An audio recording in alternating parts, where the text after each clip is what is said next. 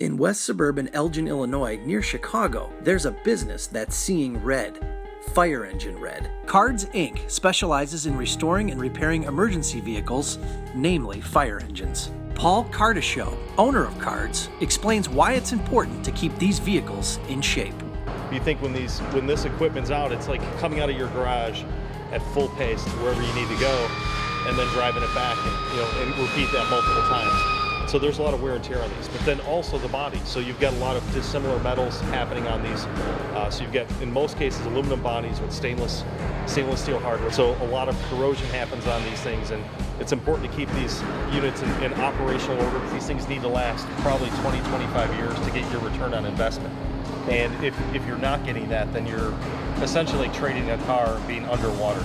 Paul, along with his wife Angel, run the operation with 9 other full-time employees from the 17,000 square foot shop. But this business isn't a legacy business. In fact, Paul and his wife took a leap of faith and bought the business with no experience of their own in emergency vehicle restoration and maintenance. Back in 2014, I was in the legal services industry, and oddly enough, more technology-based. Capturing somebody's hard drive data, funneling it down to whatever's needed, and then turning it over to attorneys to do their review. Paul combined his interest in classic cars with what he believed would be a viable business opportunity. I'm a gearhead, right? So I love the old muscle cars, and so anything related to kind of vehicles really kind of hit a chord with me, and I think it was just something that for the last few years I've been kind of following my sign. Something's calling me here, so this kind of led to this. We were very fortunate that we had the resources around us to kind of fill in the blanks of the questions we had. While working on large emergency equipment for municipalities is Kards' specialty, occasionally something even larger comes along.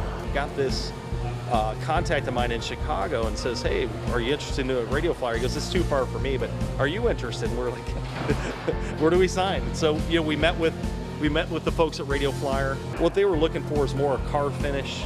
We let them know that we paint fire trucks, and I think that kind of sealed the deal. At 27 feet long and a staggering 15,000 pounds of fire engine red and Bridgestone rubber, this Radio Flyer is the largest wagon in the world.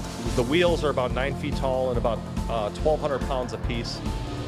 The deck is about 5,500 pounds. So I think the deck of itself is probably close to like an SUV, a lighter SUV. But when you're done restoring the world's biggest anything, how do you get it back to where it belongs? It'll go on a flatbed, so that heavy-duty rotator will lift it up, puts it on a flatbed, wheels hang off the sides, and they will wide load deliver it back to Chicago.